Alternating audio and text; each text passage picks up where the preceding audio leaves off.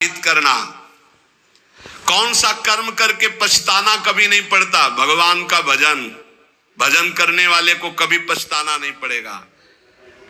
किसका नाश होने पर परम मंगल होता है? मन की वासना का नाश होने पर परम मंगल होता है।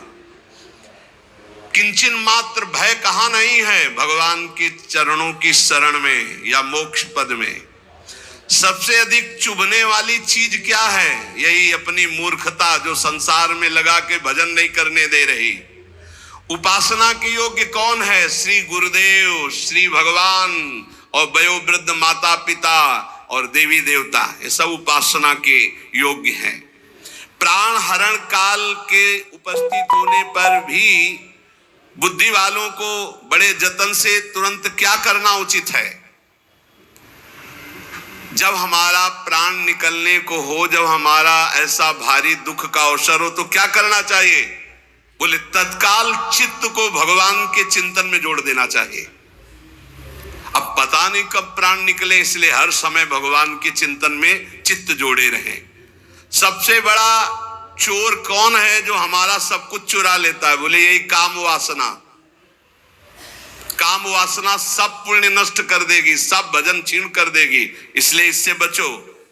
के दस्यवः सन्ति कुवासनाख्याः। सभा में शोभा कौन पाता है? जो भगवान का भजन करता है और शास्त्रों का ज्ञान रखता है।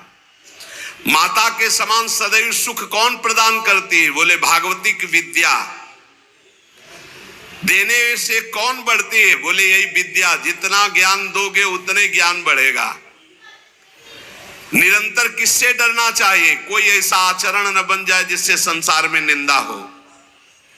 अत्यंत प्यारा बंधु कौन है जो विपत्ति में सहायता करता है? बोले यही भगवान का नाम, भगवान का आश्रय, यही सहारा है।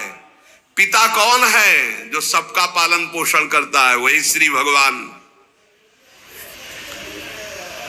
क्या समझने के बाद कुछ समझना बाकी नहीं रहता? शुद्ध बुद्ध परमात्मा के समझने के बाद कुछ समझना बाकी नहीं रहता।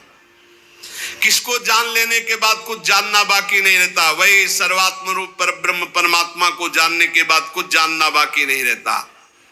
संसार में दुर्लभ क्या है? सद्गुरु का मिलना। संसार में दुर्लभ क्या है? सत्संग का मिलना। संसार में दुर्लभ क्या है? ऐसे विचार जिससे सर्व त्याग करके परमात्मा प्राप्ति करना। तीन बातें दुर्लभ बताई: सद्गुरु की प्राप्ति, सत्संग की प्राप्ति और ऐसा ज्ञान होना जिससे संसार का त्याग करके भगवान की प्राप्ति करे।